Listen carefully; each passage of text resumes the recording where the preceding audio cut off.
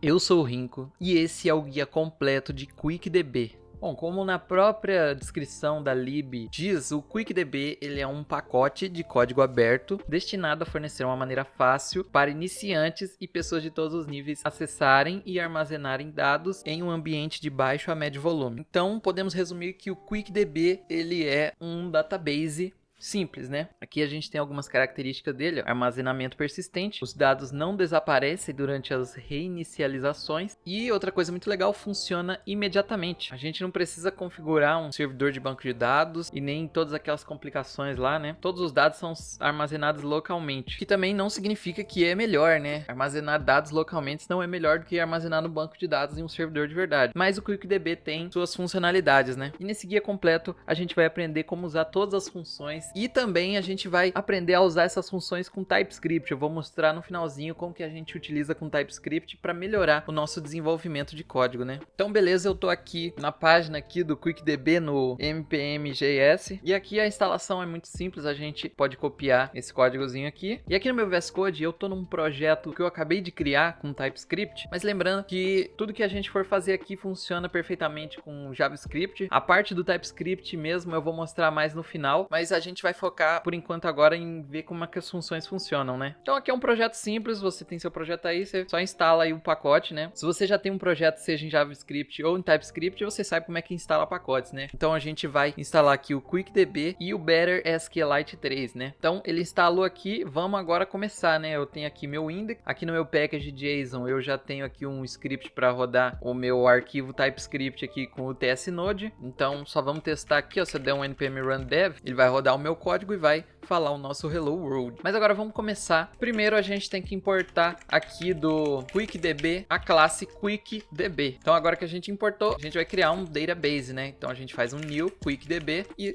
pronto, a gente já tem um database. Mas isso é o que a maioria faz. Porém, eu vou dar uma dica aqui para vocês pra gente organizar melhor nossos databases locais, né? Então eu vou dar um exemplo aqui de usuários. A gente vai fazer o seguinte: ao invés da gente criar diretamente assim, a gente vai criar um objeto que contém users. E aí aqui a gente vai pôr um novo database. Aí a gente pode pôr aqui algumas opções, olha só. Então a gente vai pôr aqui um table, vai ser o nome da tabela, vou pôr de users. E o file path, a gente vai passar aqui um caminho para onde que vai ficar o nosso arquivo local, né? Então eu vou fazer o seguinte, ó, aqui em cima eu vou criar uma variável chamada rootdir e eu vou usar aqui o process current work directory, que ele vai obter aqui o caminho root aqui do nosso projeto, né? Então eu vou copiar isso aqui eu vou importar o join de path e aí a gente só vai fazer assim, ó, vai usar a função join, vai pôr aqui o nosso rootdir e a gente vai acessar a pasta database. E aí a gente precisa passar o nome do arquivo que vai ser o nosso database, né? Então eu vou passar aqui users.sqlite.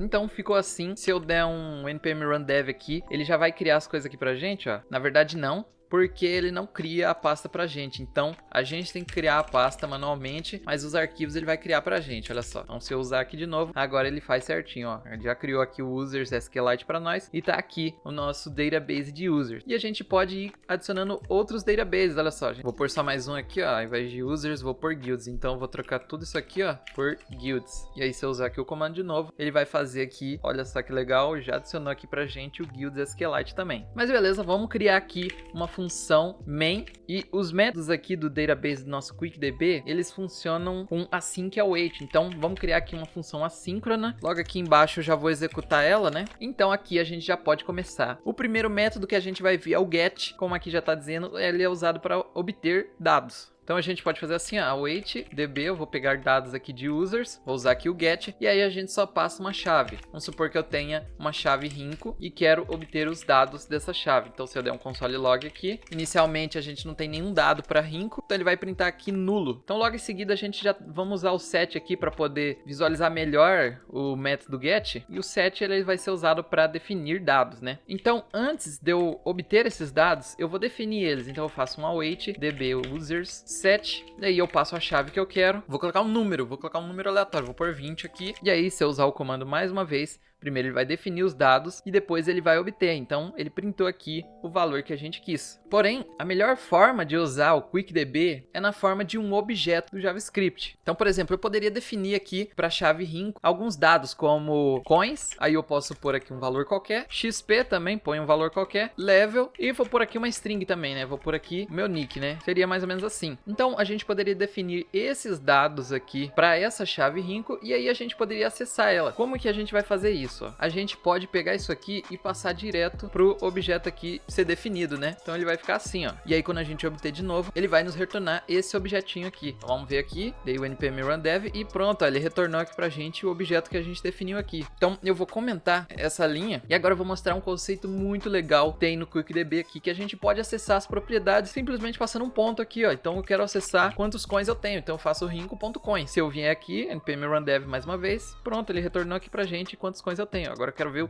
o nick que eu defini pra Rinco. Então vamos ver aqui e ele retorna aqui pra gente certinho, olha só que legal. E essa é uma propriedade muito legal e isso a gente pode fazer em objetos bem fundos. Tipo, vou fazer o seguinte, ó, não só aqui no get, mas em praticamente todos os métodos a gente pode usar. A gente pode usar esse esquema de passar, ao invés de uma chave, a gente passa um path, seria um caminho aqui até chegar na propriedade que a gente quer. Então vamos supor que eu quero adicionar aqui um exemplinho básico, ó, address. Vamos pôr um endereço aqui para Rinco. E aqui eu posso pôr outro objeto. Então eu posso pôr aqui street. E aí eu poderia fazer assim, ó. Criei aqui um objeto fictício aqui de um endereço. E eu posso definir aqui. Então eu vou obter esse endereço aqui rapidinho só pra gente ver como é que ele vai funcionar aqui, né? Então eu defini ali o endereço e tudo mais, ó. E obtive ele aqui. Mas ó, agora eu vou ocultar isso aqui pra ele não ficar definido o tempo todo. Se eu quiser acessar aqui só a cidade, ó. Eu posso passar aqui o path até a propriedade que eu quero. E ele vai me retornar exatamente o que tá naquela propriedade. Agora vamos supor que eu acesse aqui uma propriedade que não exista. O que ele vai fazer? Ele vai retornar undefined aqui pra gente, porque tá indefinido. A gente não pôs nada aqui, né? Ok, a gente viu aqui como é que funciona o get e o set. Então agora a gente pode utilizar essas outras duas funções aqui. Elas são úteis quando a gente quer trabalhar com números. Então, por exemplo, vou deixar aqui no finalzinho para obter os dados, mas antes da gente começar a mexer, eu vou ver aqui o objeto inteiro. Então a gente tem o objeto aqui coins, XP, level, nick e uma outra propriedade com um objeto dentro também. Então vamos supor que eu queira adicionar coin ao meu objeto Rinco, né? Eu uso a função add e aí eu passo aqui a chave, eu posso adicionar aqui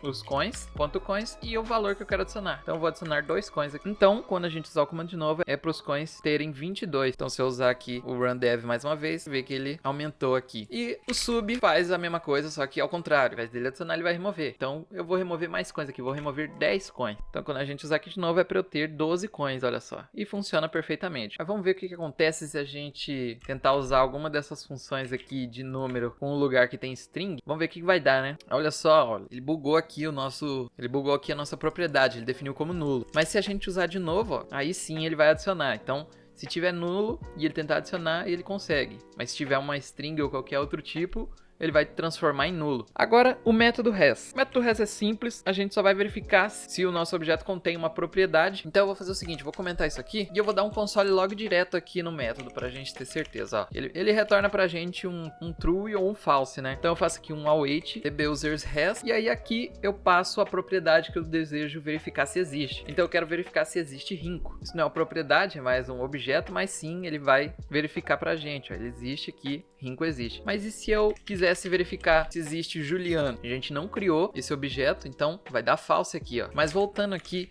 ao nosso objeto Rinco, eu quero verificar se Rinco tem a propriedade nick. Então vamos testar aqui. Sim, Rinco tem essa propriedade nick. Mas se eu digitar aqui nickname, aí sim vai retornar falso pra gente, porque a gente não definiu o nickname. Então temos false aqui. E com isso a gente pode verificar se tal objeto tem tal propriedade. A gente vai passando aqui o path até o item que a gente quiser, entendeu? Então a gente usaria ela basicamente no lugar assim, ó. Então primeiro a gente obtém aqui o valor booleano da nossa busca aqui para ver se essa propriedade existe. E aí a gente faz um if, olha só. Então eu fiz aqui se não tiver nick, aí a gente vai definir um nick. Então usando a função set, né? Mas se a gente quiser remover dados, deletar os dados, a gente pode usar o delete. Então eu vou descomentar aqui essa linha. Vamos verificar mais uma vez o nosso objeto, olha só. A gente tem aqui o nosso objeto inteiro. Agora vamos supor que eu queira deletar number, tá dentro de address. Como que eu faria? Eu faço um wait dbusers, foi onde eu pus meu QuickDB, né? Uso aqui o delete e aí eu posso passar o path até lá, né? Então seria Rinco, address, number. Então dessa forma aqui eu deleto essa propriedade number. Então se eu usar o run dev aqui mais uma vez, a gente vai ver que a propriedade propriedade number foi removida. Eu poderia deletar o objeto inteiro de address dessa forma aqui, ó, e pronto, aí fica só nossos coins, XP e tudo mais, né? Ou eu poderia também deletar os dados inteiros. Então, se eu deletar aqui rinco, esse objeto vai sumir e a gente não vai ter mais rinco, então ele retorna aqui nulo, porque a gente não tem mais o nosso objeto lá, né? Agora, a gente tem o método all. Ele vai retornar aqui pra gente todos os dados que a gente tiver no nosso QuickDB, né? Então, eu fiz aqui um código que adiciona 3 chaves. A gente tem Rinco, Juliano e Maria. E todos eles têm um objeto com nick e idade, né? Então, aqui eu vou descomentar isso aqui e ao invés de obter direto de uma chave, eu vou obter tudo. Ou eu uso aqui o método all. Então, se a gente usar o comando aqui, primeiro ele vai definir as coisas aqui pra gente e depois ele vai retornar um array com todos os objetos que a gente tem. E os objetos são nesse formato. Primeiro é o ID, que seria a chave que a gente tá passando, e o valor, que seria o objeto em si, né? Então, com isso a gente pode fazer algo assim, ó. Vou comentar aqui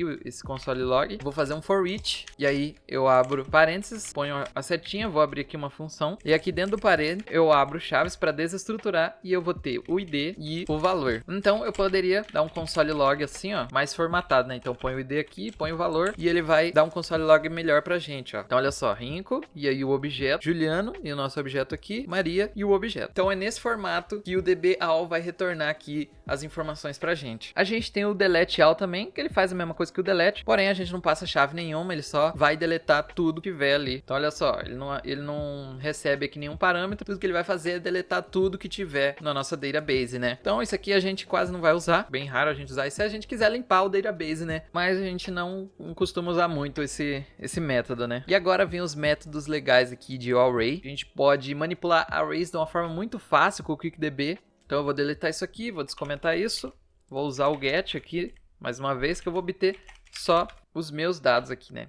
Então eu posso remover isso aqui que já está tudo definido. E agora vamos usar aqui a função push. Essa função aqui, ela vai adicionar um item a um array, né? Então eu poderia usar aqui Rinco, colors, eu posso pôr colors aqui, e aí eu posso adicionar aqui um item. Vamos pôr aqui red. Então se eu uso aqui, a gente pode ver que ele adicionou aqui red ao array de color. Se eu trocar aqui para blue, o que ele vai fazer? Agora ele vai adicionar blue ao nosso array. Então a gente vai ter red e blue, olha só que legal. Então push é isso que ele faz, ele adiciona. E não se limitem, a gente pode adicionar qualquer coisa aqui, não só strings, nem só números, a gente pode adicionar objetos também. Então vamos trocar aqui, ó, vou pôr posts. Um exemplo clichê aí do mundo da programação, posts. E aí eu posso abrir aqui um objeto, olha só. Pus um título aqui, vou pôr uma description. Olha só, pus o título e a descrição aqui, ó, vou expandir esse objeto, ficar mais fácil. E eu vou pôr aqui também, ó, um created at, que é quando esse post foi criado. Então eu faço aqui um new date e pronto, olha só. Eu posso adicionar aqui um post, a propriedade posts aqui do meu objeto Ring. Então se eu usar aqui o rundev mais uma vez, a gente vê aqui, ó, ele adicionou um post aqui pra gente, olha só. Então a gente tem um array aqui de posts e a gente tem um objeto post dentro desse array. Então vamos adicionar outro aqui. Troquei aqui o título e a descrição, olha só. Então se eu usar aqui mais uma vez, ó, vou expandir, pronto, a gente vê que ele adicionou outro post aqui pra gente, ó, que maneiro. E assim vai, a gente pode continuar dando push aqui em vários valores e ele vai adicionando pra gente lá, né? Agora vamos ver aqui o método pop. A descrição rápida, ele é usado para remover o último item do array. Então vou comentar isso aqui. Eu só vou dar push aqui em mais algumas cores, ó. Vou pôr um Rinco colors aqui. E olha só, depois da nossa chave aqui, a gente, no método push, a gente pode pôr diversos valores que a gente quer ir adicionando dentro desse array aqui, né? A gente não se limita a um só, porque vocês poderiam pensar que, tipo, como é que eu faço para adicionar vários de uma vez? Teria que ir duplicando o método push? Não, a gente pode fazer assim, ó. Só vai passando vírgula aqui depois de passar a chave, passa o valor que você quer, vai passando vírgula e vai passando os outros valores que você quer. E ele vai adicionar tudinho pra gente lá no array, ó. Então a gente pode ver isso bem aqui, ó. Então olha só, agora a gente já tem todas as cores aqui que a gente adicionou. Então vamos usar aqui o método pop. E obviamente a gente tem que passar aqui o nosso path aqui até a propriedade. Então eu passo aqui Rinco colors. Ele vai remover aqui o último item do nosso array. Então vamos ver aqui, ó. Se eu usar dev aqui mais uma vez, a gente vê que ele removeu aqui o magenta, olha só. Tá red, blue, yellow, green. E antes a gente tava com red, blue, yellow, green e magenta. Então o pop removeu aqui pra gente o último item do nosso array, né? E outra coisa interessante, ele não só remove do array, mas ele remove e guarda na variável se a gente quiser, né? Então a gente pode pôr aqui, olha só. A gente dá o pop aqui, ele vai remover pra gente e ele vai salvar aqui. Então vamos supor agora que eu queira remover um post. Então eu vou passar aqui a propriedade dos posts. Eu tô acessando aqui posts do meu objeto rinco e eu vou remover um post. E quando ele remove com o método pop, ele vai retornar foi removido pra gente. E a gente pode pôr na variável. Então eu posso dar um console log aqui no removed. E eu vou tirar esses aqui de baixo. Então a gente só vai ver o que ele removeu. Então olha só, se eu der um run dev aqui, ele retorna pra gente o item que ele removeu, que foi o último, né? Então olha só, como vocês podem ver, esse aqui é o último item.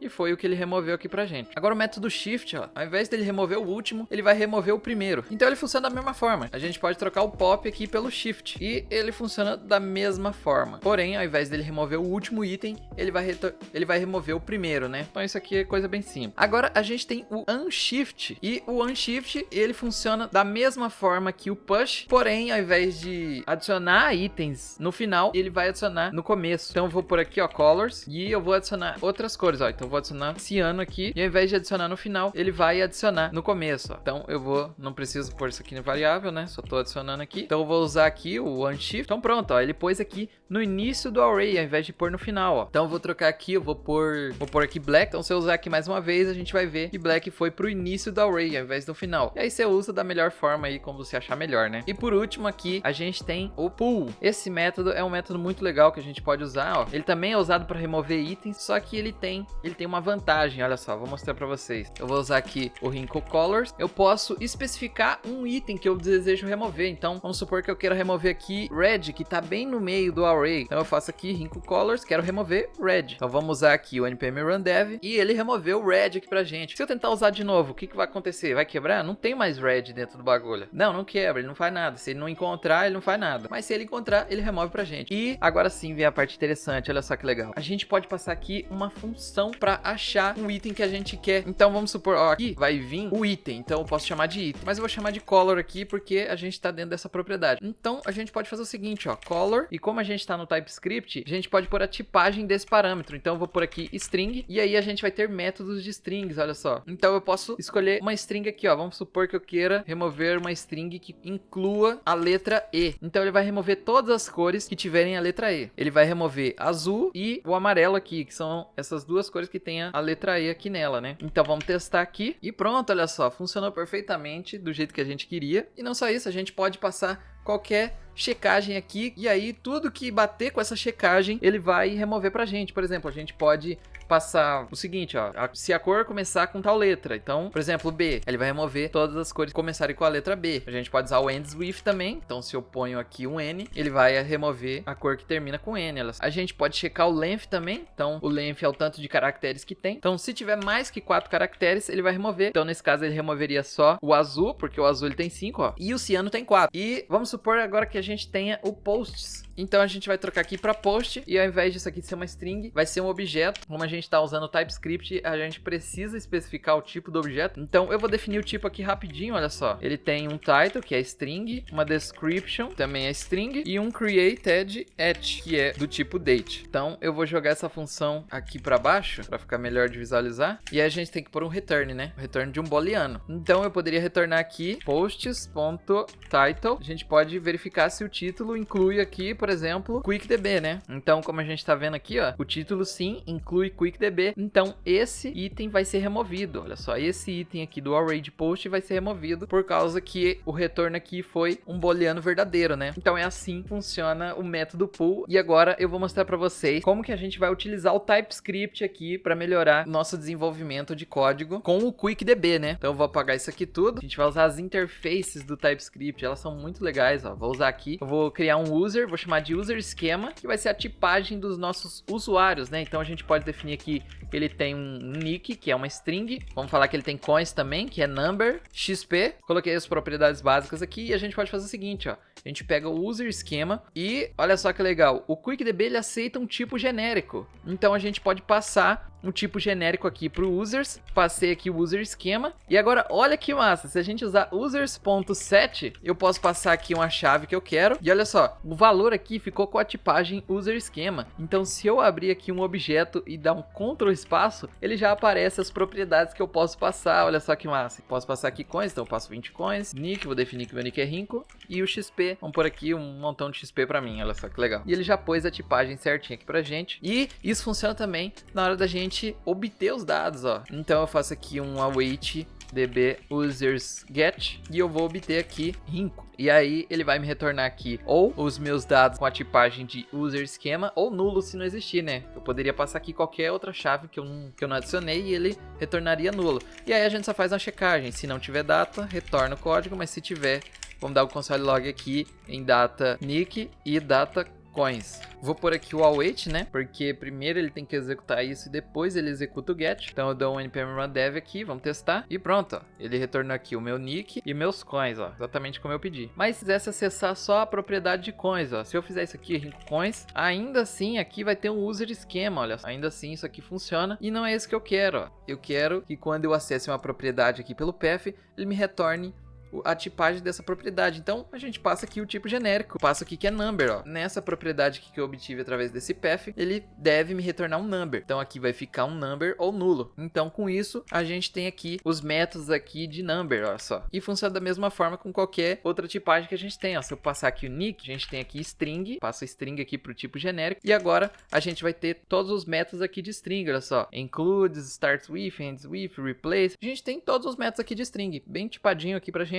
do jeito que a gente gosta. Mas vamos complicar um pouquinho mais, olha só. Agora vamos fazer aqui uma tipagem para os posts, ó. Vou fazer uma interface aqui. User post schema. Eu vou tipar aqui um objeto de post, olha só. Então ele vai ter um title, que é string. Ele vai ter também a description. E o famoso created at, que é do tipo date. E aí eu vou pegar essa interface e eu vou falar aqui que o usuário tem uma propriedade chamada posts, que é do tipo user post schema array. Então eu ponho isso aqui, ou eu poderia fazer assim, ó, array, que o tipo é isso aqui. Vou deixar assim para ficar mais legal. Então nessa propriedade aqui a gente tem um array de objetos posts com essa tipagem aqui. Então olha só, vou deixar só o get aqui para ele retornar o objeto inteiro pra gente. E aí eu vou fazer o seguinte, aqui no nosso set, passar rinco.post. E veja só, se eu tentar usar o autocomplete aqui, ele vai me retornar a tipagem de user esquema, que é essa interface aqui. Mas eu não quero isso, ó. Eu tô acessando a propriedade de posts aqui através do path, né? Eu quero ter a tipagem da interface de posts que eu criei. Então aí é muito mais simples, ó. A gente passa o genérico aqui, ó, user post esquemas. E aí a gente pode acessar aqui as propriedades da tipagem certinho. A gente passa o title aqui, ó, passa a description, tudo mais, passa o created at, new date. E aí ele vai fazer aqui o set bonitinho pra gente. E é a mesma forma aqui se a gente quiser obter. A gente pega, passa o genérico, user post esquema e acessa a propriedade através do path, ó. Então passa aqui posts e ele vai retornar aqui um objeto user posts esquema para nós, ó. Se eu tentar acessar aqui, ele tá tipado e muito bonito pra gente. Então veja só, esse tipo genérico a gente pode passar para praticamente quase todos os métodos aqui, ó. Poxa, aqui ele também vai aceitar um tipo genérico, olha só que massa. Então se eu quiser adicionar um novo item no nosso array de posts, eu posso fazer um rinco.posts.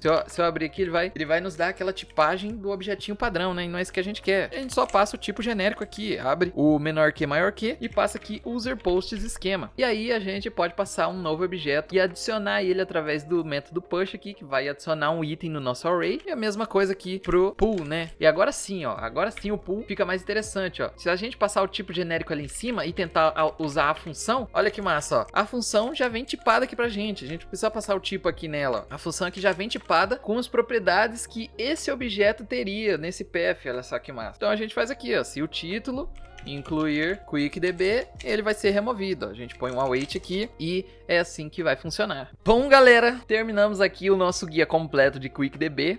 É claro que ele tem mais algumas funçõezinhas ali, só que não são tão relevantes aqui pra gente falar agora, né? Eu falei mesmo das funções práticas que a gente vai usar mesmo na hora da gente desenvolver nosso código. E depois desse vídeo de guia completo, se mesmo assim ficou qualquer dúvida, pode entrar no meu Discord. É o primeiro link aí da descrição, clica nele, você vai entrar aqui. A gente tem aqui um chatzinho de dúvidas, que você pode mandar sua dúvida e tudo mais. Qualquer dúvida, entra aí e pergunta que a gente vai tentar te ajudar. Então foi isso, eu espero que vocês tenham gostado desse vídeo e também espero que tenham entendido. E não se esqueçam, eu sou o Rinco.